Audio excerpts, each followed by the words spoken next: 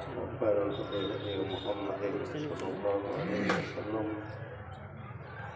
وشر الأمور محدثاتها وكل محدثة بدعة وكل بدعة ضلالة وكل ضلالة في النار أما بعد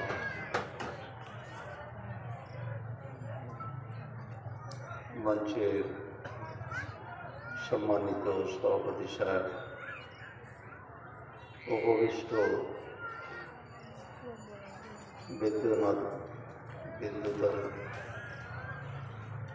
বিদ্যানুরাগী সুধীবৃন্দ, সামনের ভাতৃমণ্ডলী, পর্দারের মা ও বোনেরা,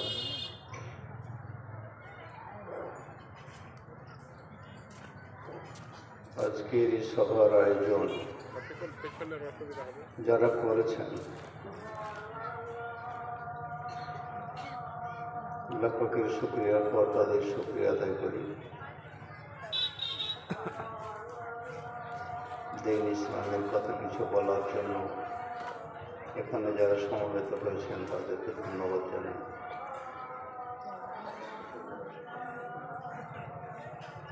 আজানটা হয়ে যাক।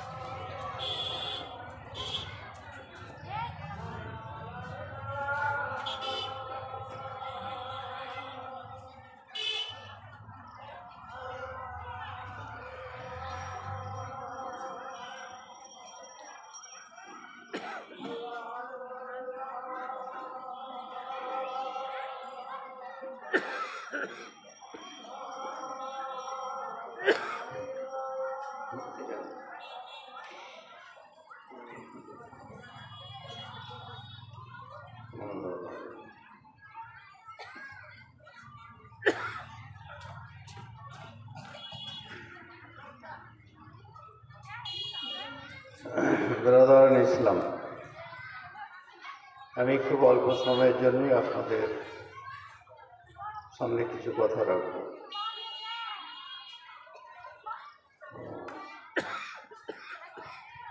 যাই হোক, আপনারা আপনার শহরে উপস্থিত হয়েছেন, তাতে সবার সভাবর্ধন হয়েছে, একটা ভালো জিনিস। ইসলামী কথা আলোচনার সময় আন্তরিকতার সঙ্গে যারা উপস্থিত হয় তারা উপকৃত হয়, আর যারা আন্তরিকতার সঙ্গে উপস্থিত হয় না তারা উপকৃত হয় না। যাই হোক,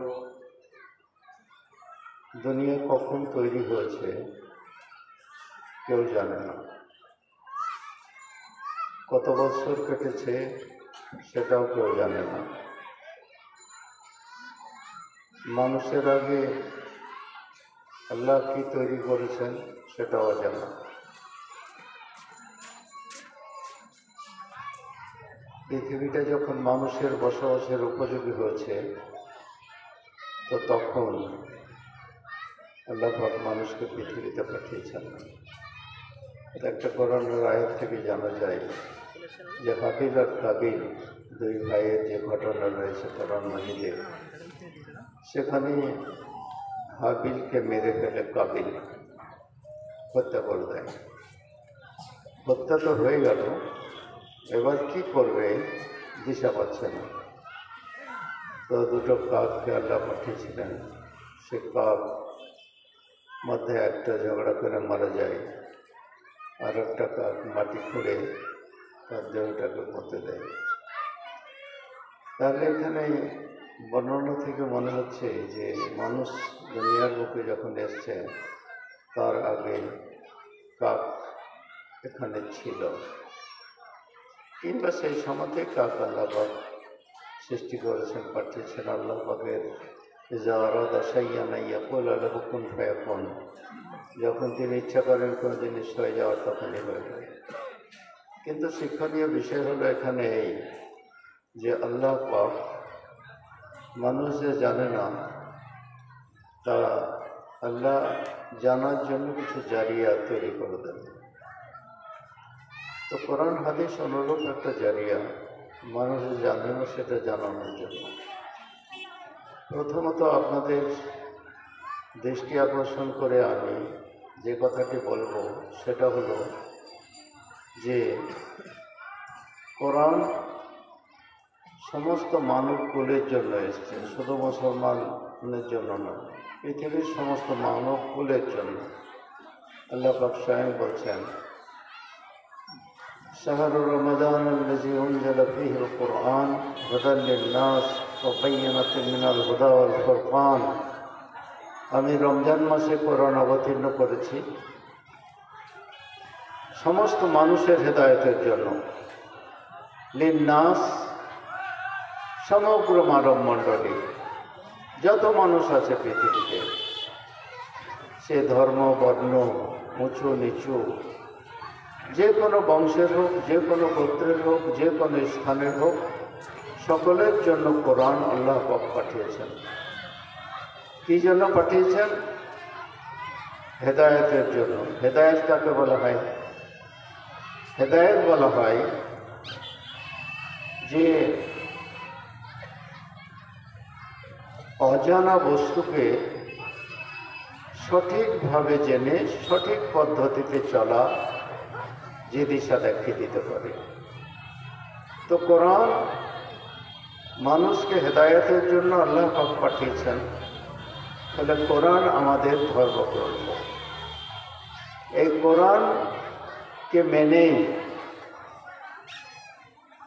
অন্য ধর্ম থেকে কিংবা ধর্ম না মানা থেকেও ইসলাম ধর্মে মানুষ এসেছে, আসছে এবং তারা মুসলমান হচ্ছে। মুসলমান আত্মসমর্পণকারী, মুসলিম আত্মসমর্পণকারী। যে আত্মসমর্পণ করে কোরআনের কাছে বা শরীয়তের কাছে বা আল্লাহর বিধানের কাছে, সেই হচ্ছে মুসলিম। তো এই মুসলিম নাম আল্লাহ পাকের দেওয়া। হুয়া সাম্মাকুমুল মুসলিমিন মিন ক্বাবলু ওয়া ফি হাদা। তোমাদের নাম তিনি মুসলমান রেখেছেন, মুসলিমিন রেখেছেন, আগেও এবং এতেও, কোরআনেও। ফলে আমরা যে সবাই মুসলিম, যারা কোরআন মানি, আল্লাহকে মানি, কাবাকে মানি, রসুলকে মানি, তো আমাদের আল্লাহর দেয়া নাম হলো মুসলিম। আল্লাহর দেয়া এই নাম মুসলিম, যার মধ্যে কোনো মতভেদ নেই। নবী করিম সাল্লাল্লাহু আলাইহি ওয়াসাল্লামের হাতে হাত দিয়ে যারা বায়াত হতেন, তারা মুসলিম হিসেবেই চিহ্নিত হতেন এবং মুমিন হিসেবেই চিহ্নিত হতেন। তো সমস্ত পৃথিবীর মানুষের মধ্যে থেকে যারা কোরআন মানব বলে অঙ্গীকার করেছেন, তারা মুসলিম। আর তাদের সঙ্গে মুআহাদা, অর্থাৎ অঙ্গীকারাবদ্ধ। আপনি যে কোনো কাজ করেন, যেমন ব্যবসা বাণিজ্য করেন কিংবা রাস্তাঘাটই করেন, যারা কাজের মধ্যে থাকেন তারা জানেন যে এখানে একটা টেন্ডার হয়, তারপর গভর্নমেন্টের কাজ যদি হয়, গভর্নমেন্টের সঙ্গে একটা মুআহাদা হয়। তো রাস্তা যে তৈরি করে সে কোশ্চেন হয়, সে প্রশ্নের সম্মুখীন হয়, ভালো করলেও খারাপ করলে। বিশেষ করে খারাপ করলে প্রশ্নের সম্মুখীন এই হয়, এই জন্য হয় যে সে এই রাস্তাটা ভালো করে তৈরি করার জন্য অঙ্গীকারাবদ্ধ হয়েছে, তাকে এই ম্যাটেরিয়ালস দেওয়া হবে, সে এসব তৈরি করবে। কিন্তু যদি খারাপ হয়ে যায়, তাহলে পরে যে অঙ্গীকার করেছে, যে কন্ট্রাক্ট করেছে, সেই দায়ী হবে, অন্য কেউ দায়ী হবে না। ওখানে হাজারো মানুষ থাকলে দায়ী হবে না, ওখানে পথচারী দায়ী হবে না। রাস্তা যে ড্রাইভার গাড়ি চালাচ্ছে সেও দায়ী হবে না, কেবলমাত্র যার সঙ্গে অঙ্গীকার আছে সেই দায়ী হবে। আপনাদের দৃষ্টি আকর্ষণ করে বলছি যে আপনারা যারা এখানে উপস্থিত হয়েছেন সবাই কিন্তু একটা অঙ্গীকার নিয়ে এখানে উপস্থিত হয়েছেন।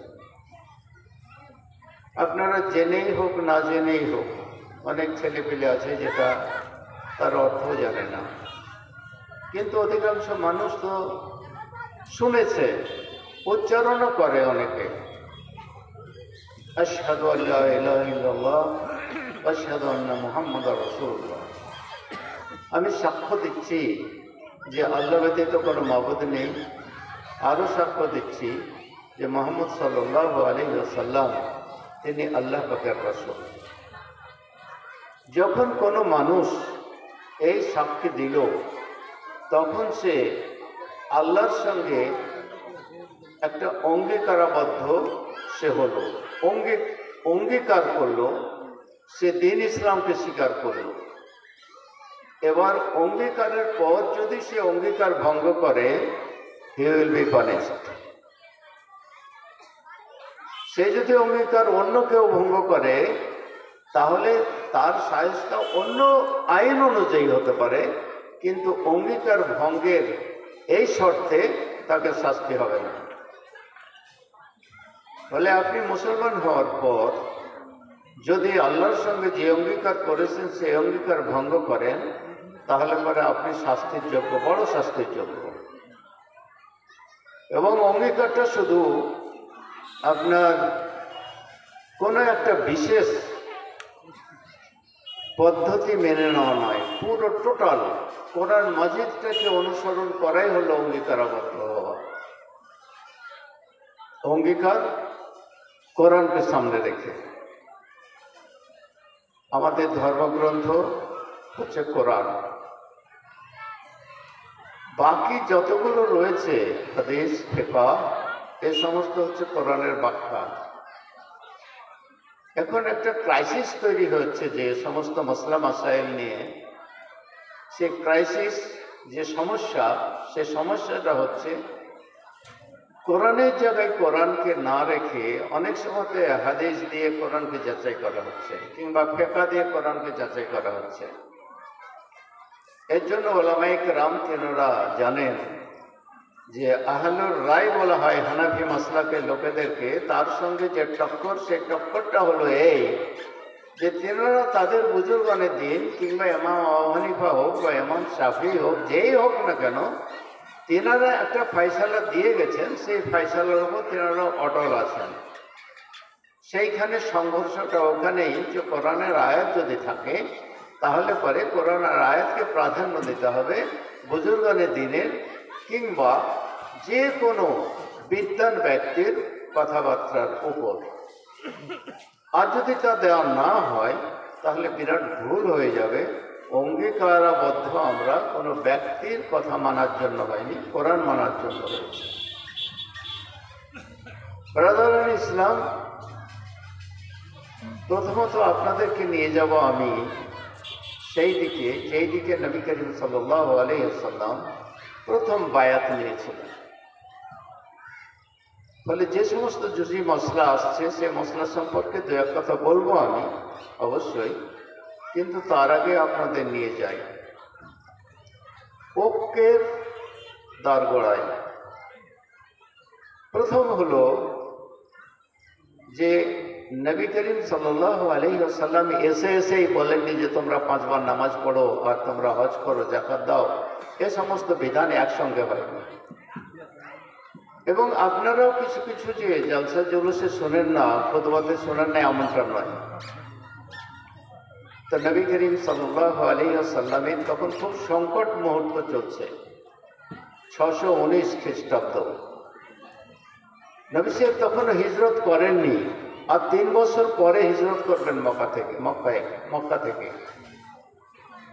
এমনই সংকট আর এমনই অত্যাচার বেড়ে গেছে যে সেখানে অবস্থান করা, তাদের সঙ্গে থাকা বিরাট একটা কোশ্চেন হয়ে দাঁড়িয়েছে। তিনার চাচা তিনি ইন্তেকাল করলেন। তেনার স্ত্রী মা খাদিজা তিনি ইন্তেকাল করলেন। অত্যাচার আরও বেড়ে গেল। সেই সময়ই মদিনা থেকে ৭৫ জন লোক, তার মধ্যে ৭৩ জন পুরুষ আর 2 জন মহিলা, তেনারা গেলেন মক্কায় নবী করিম সাল্লাল্লাহু আলাইহি ওয়াসাল্লামের হাতে হাত দিয়ে বায়াত হওয়ার জন্য, ইসলাম ধর্ম গ্রহণ করার জন্য। তো 2 জন মহিলা আর ৭৩ জন পুরুষ তাদের হাতে হাত দিয়ে যে নবী সাল্লাল্লাহু আলাইহি ওয়াসাল্লাম বায়াত নিলেন, তার মধ্যে প্রথম শর্ত ছিল যে ওয়ালা তুশরিকু, তোমরা শিরক করবে না। দ্বিতীয় শর্ত ছিল ওয়ালা তাসরিকু, তোমরা চুরি করবে না। তৃতীয় শর্ত ছিল ওয়ালা তাজনুন,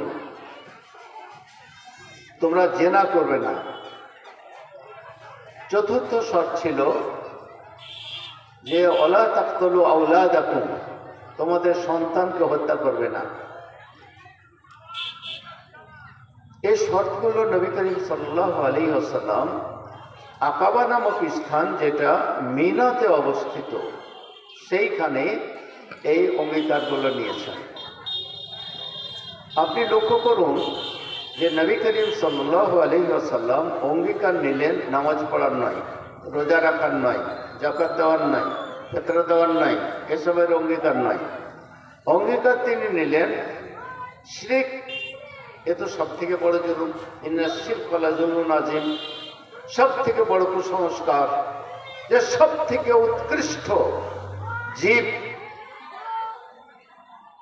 তার জন্য যা কিছু তৈরি করা হয়েছে তার কাছে গিয়ে মাথা নত করছে, এটা হলো শিরক। সে ভেবেই নিয়েছে যে এখানে আমার মঙ্গল রয়েছে।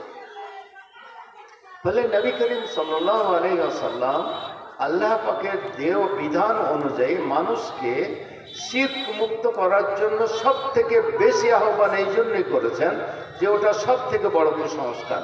আর ওই কুসংস্কারের মধ্যে দিয়ে যত কিছু মানুষের মধ্যে খারাপই, সমস্ত খারাপই ওখানে রয়েছে।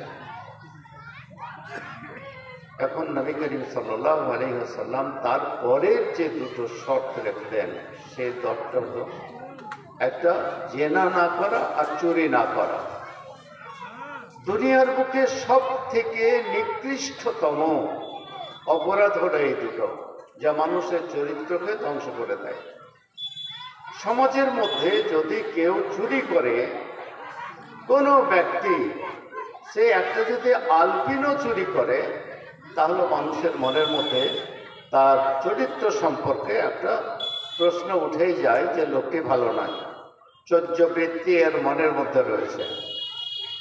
দ্বিতীয়, কেউ যদি জেনা করে, তাহলে জেনার অপরাধটা এমনই একটা অপরাধ, সে অপরাধের জন্য দুনিয়ার মানুষের কাউরি কাছে সে একটা সুমানুষ হিসেবে, আদর্শ মানুষ হিসেবে কখনো সে তাদের নজরে থাকে না। ফলে চরিত্র ধ্বংসকারী এই দুটো জিনিস। আপনারা শুনেছেন, বলতে আপত্তি নেই, যা ঘটেছে, যা পেপার হয়েছে তা বলতে আপত্তি নেই, কিন্তু সেখানে একটু কথা আছে, পরে বলব।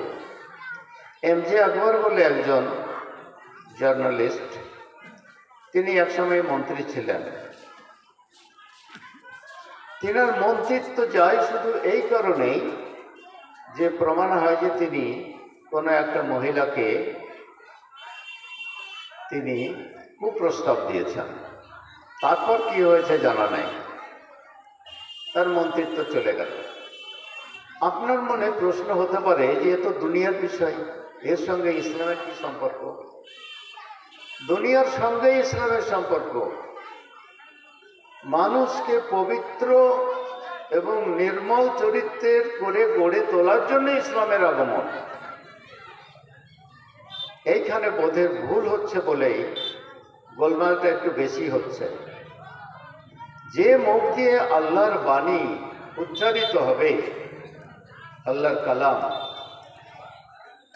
আলহামদুলিল্লাহ রাব্বিল আলামিন, সেই মুখ দিয়ে সেই ব্যক্তি চরিত্র যেন উত্তম হয়, সেই ব্যক্তির চরিত্র যেন নির্মল হয়। ফলে একজন নির্মল ব্যক্তির মুখ দিয়ে আল্লাহ পাকের কালাম উচ্চারিত হবে, সেটাই নবী সাল্লাল্লাহু আলাইহি ওয়াসাল্লাম চেয়েছেন। কিন্তু দুর্ভাগ্যবশত এখন মুসলমানেরা কতখানি নির্মল চরিত্রে রয়েছেন সেটা তো একটা প্রশ্ন থেকেই যায়।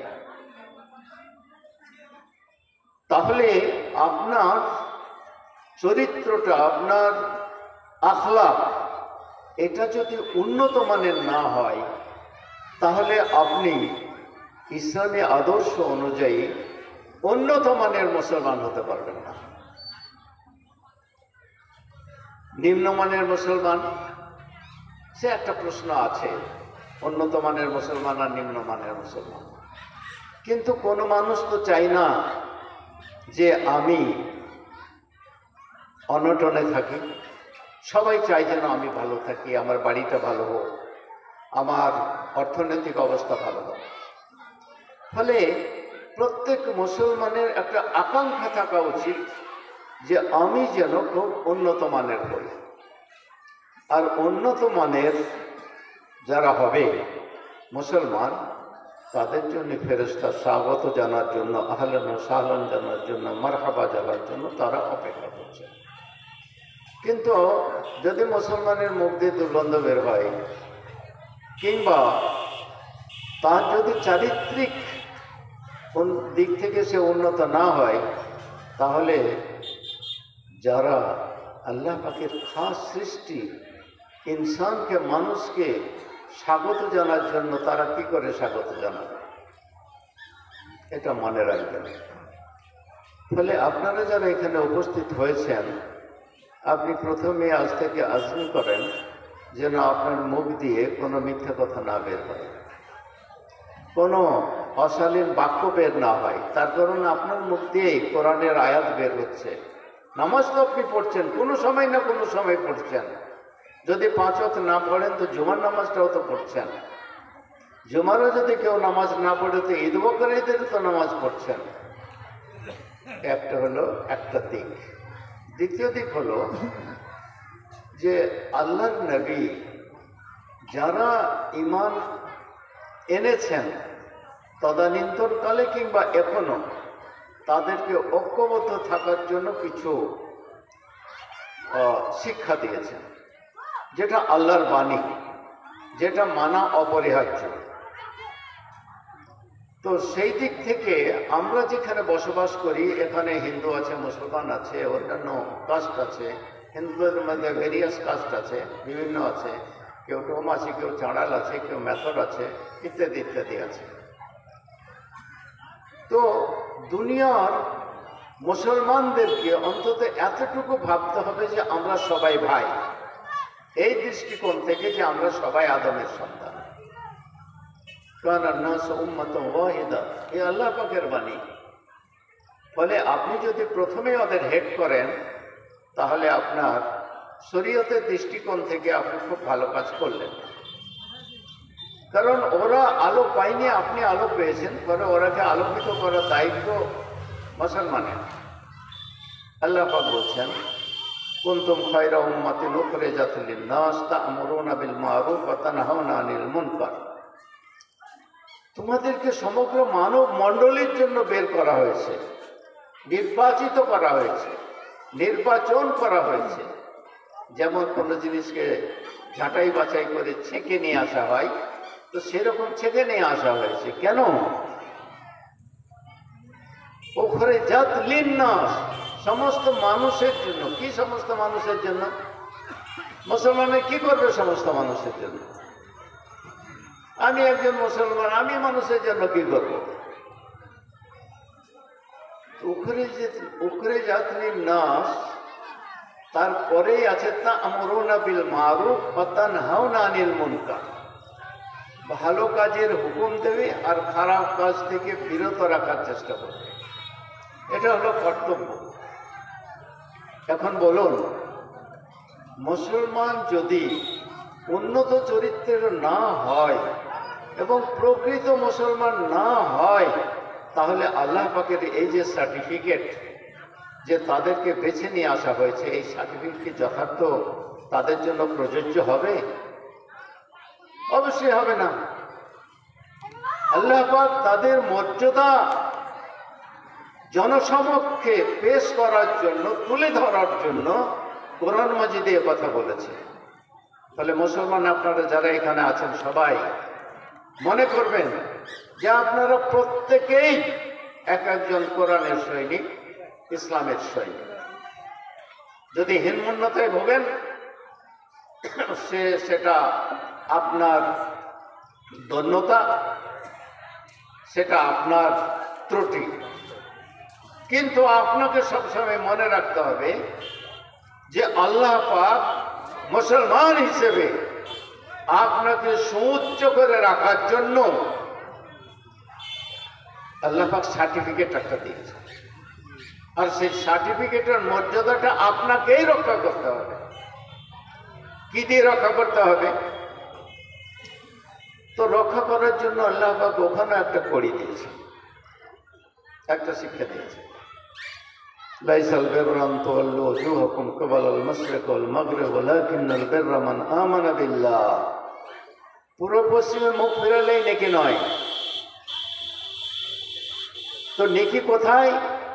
আল্লাহ পাক ডিটেলস বলছেন। প্রথমে বলছেন ওয়ালাকিন্নাল বিররা মান আমানা বিল্লাহি ওয়াল ইয়াউমিল আখির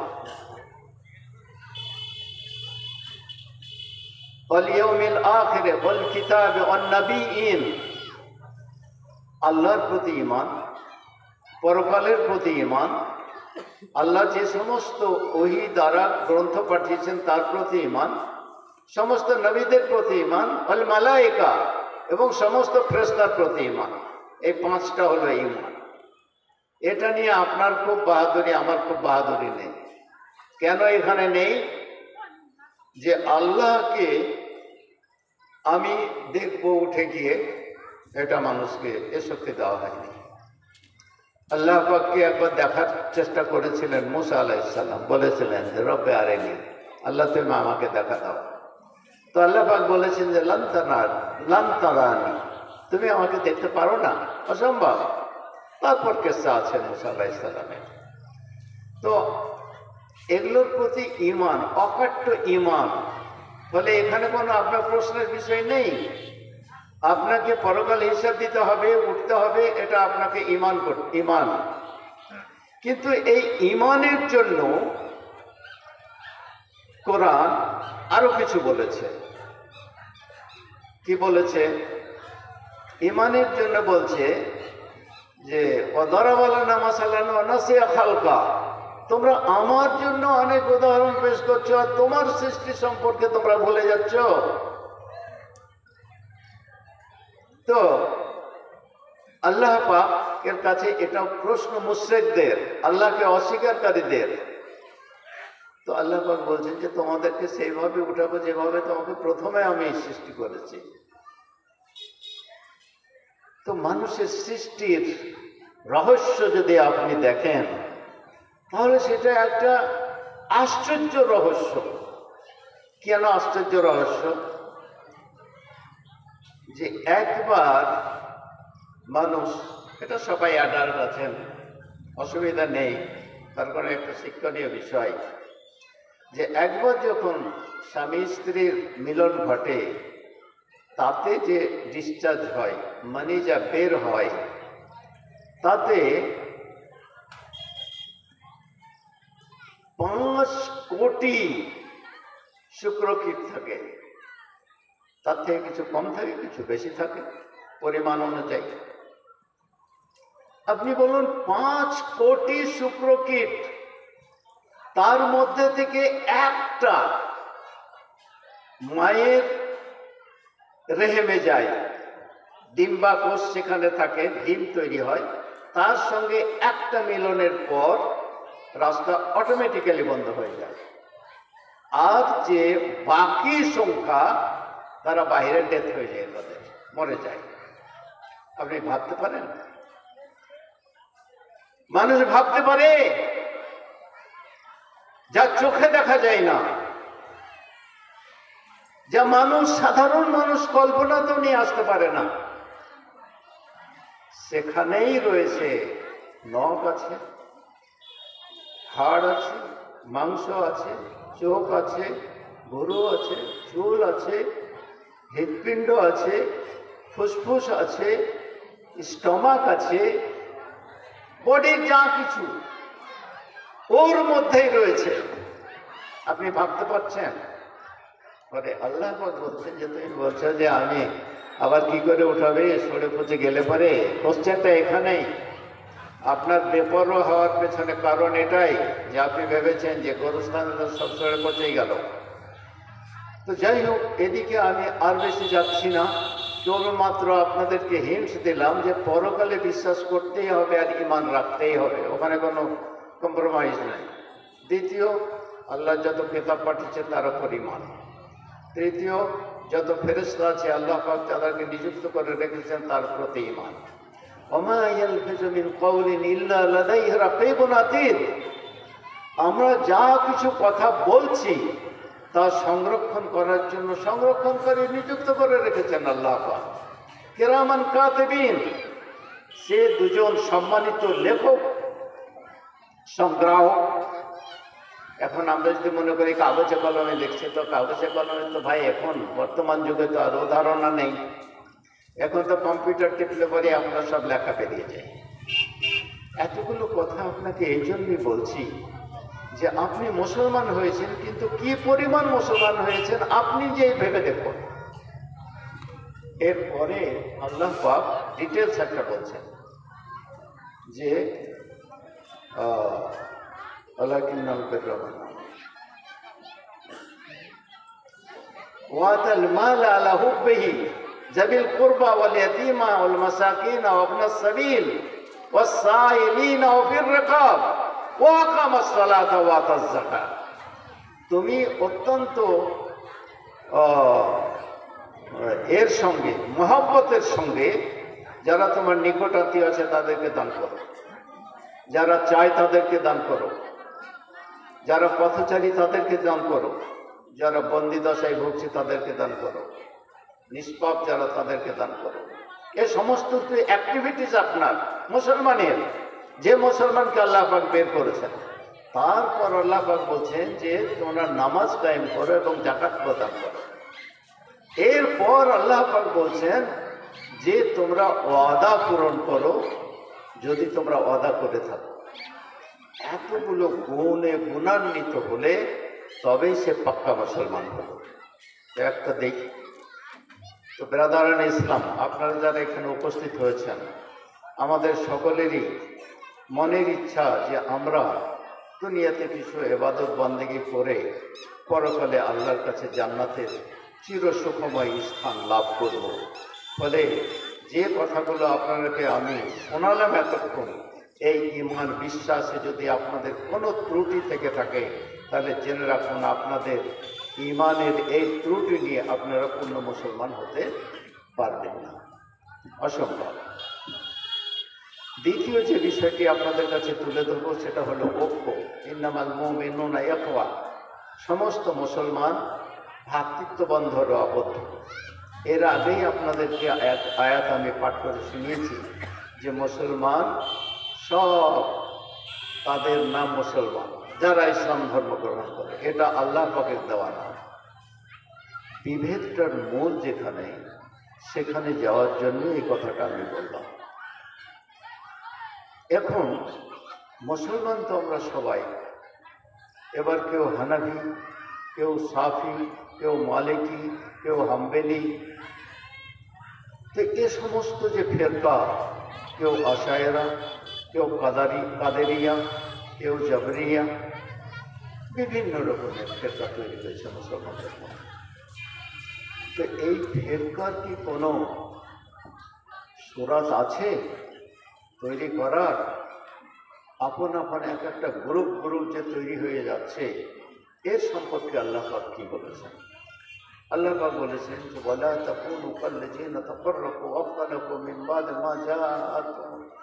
বাদি মা জাআহুমুল বায়্যিনাত উলাইকা লাহুম আযাবুন আযীম। তোমরা ওদের মতো ফেরকায় বিভক্ত হইও না, মতভেদ তৈরি করো না। আগেকার আহলে কিতাবদের মতো কোরআন ঐশী বানিয়ে আসার পর তারা যেমন মতভেদ তৈরি করেছিল, সেরকম তোমরা মতভেদ তৈরি করো না, ফেরকায় বিভক্ত হয় না। আর যদি হও তাহলে পরে আজিম, অত্যন্ত কষ্টদায়ক বেদনাদায়ক আযাবে তোমরা গ্রেফতার হবে। আজকে আমরা যদি দুনিয়ার দিকে তাকাই তাহলে দেখব যে পরিসংখ্যানের দিক থেকে যদি দেখি তাহলে পরে পরিসংখ্যান যা বলছে তাতে 1 কোটিও নয় ইহুদি, প্রায় 80 লক্ষই বলছে। আর 200 কোটি মুসলমান, 200 কোটি মুসলমানের মাথা ঘুরিয়ে দিচ্ছে, হয় ঘুরে যাচ্ছে আর না হয় ঘুরিয়ে দিচ্ছে, যা 1 কোটিও নয়। ফিলিস্তিনের কথা বলছি। তাহলে এটা কি করে সম্ভব? কি করে এটা সম্ভব হচ্ছে যে মাত্র 80 লক্ষ ইহুদি 200 কোটি মুসলমানের কান ধরে ঘোরাচ্ছে, এইদিকে ঘোর এদিকে ঘোর, আর এরা ঘুরছে। ইট ইজ ভেরি ডেঞ্জারাস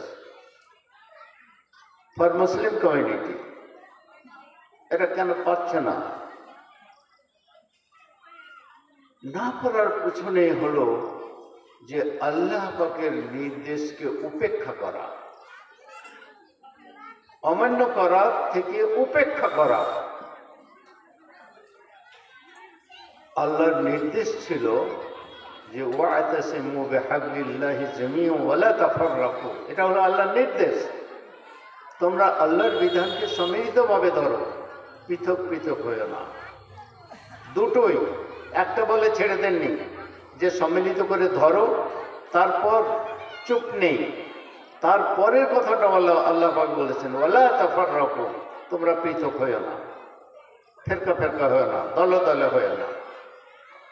ফলে দলে দলে হওয়া, ফেরকা ফেরকা হওয়া, এটা কোরআন বিরোধী কাজ। আর কোরআন বিরোধী কাজ যখন কেউ করবে তখন তার জন্য তো সুসংবাদ হতেই পারে না, তখন তো ওরা পিটন খাবেই। আর এই ফেরকাকে জিইয়ে রাখার জন্য বিভিন্ন রকমের কলা কৌশল রয়েছে। আপনি হয়তো চাষাবাদ করছেন, কেউ হয়তো সরল মনের যারা মাওলানা সাহেব আছে আমাদের মতো লোক, আমরা হয়তো খুব ভাবছি না, কিন্তু ভাবনার তো কিছু আছেই। আপনাদের ওপর কিছু কর্তৃত্ব করার জন্য কিছু তো পলিসি মেকআপ করতে হবে। তো কিছু পলিসি মেকআপ তো অলরেডি হয়ে আছে। তো পলিসির ওপর পলিসি, পলিসির ওপর পলিসি, পলিসি এক তো হয়ে আছে যে 4 মাযহাব, একে সবাই স্বীকার করে নিয়েছে। এবং শুধু স্বীকারই নয়, কাবা শরীফেও 4টা মুসাল্লা তৈরি করা হয়েছে। কত দুঃখ!